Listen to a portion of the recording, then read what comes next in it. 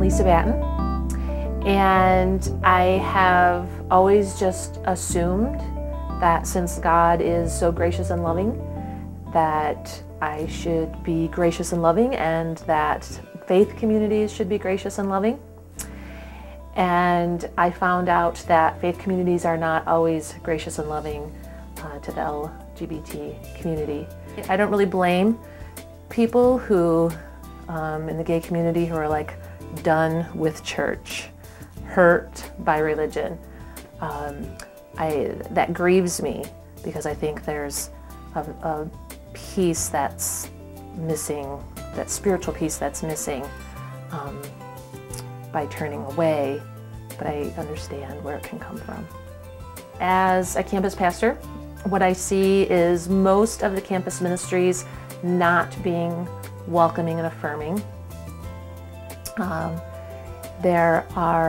There's one in particular who claims to be welcoming and affirming, only to welcome people in so that they can let them know that their lifestyle is wrong and to change them, to try to change them.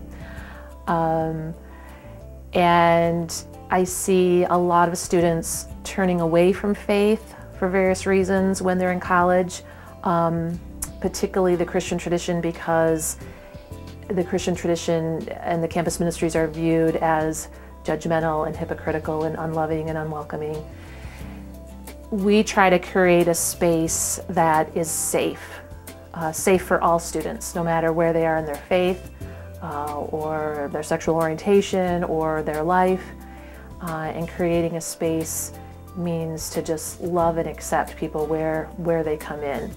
And then through relationship and through learning and through conversations, help students individually find their own story and their own truths and their own faith, rather than trying to project this kind of a cookie-cutter model faith onto students. And so there's the students who are part of the LGBT community who are turning away from faith, and then there's the students who are allies for people in the gay community who are saying we don't want to be part of faith communities because they don't love my friends.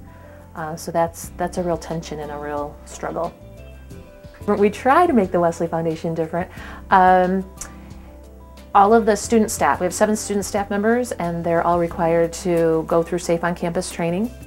And then we have open dialogue and discussions about what it really means to not only welcome, but to be radically hospitable, how to be an ally.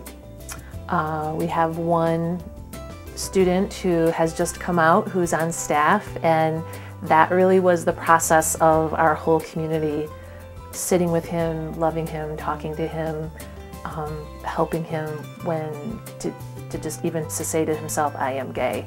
And then once he could say it to himself, he found a loving and supportive network at the Wesley Foundation to share that with, and to love and affirm him for who he is.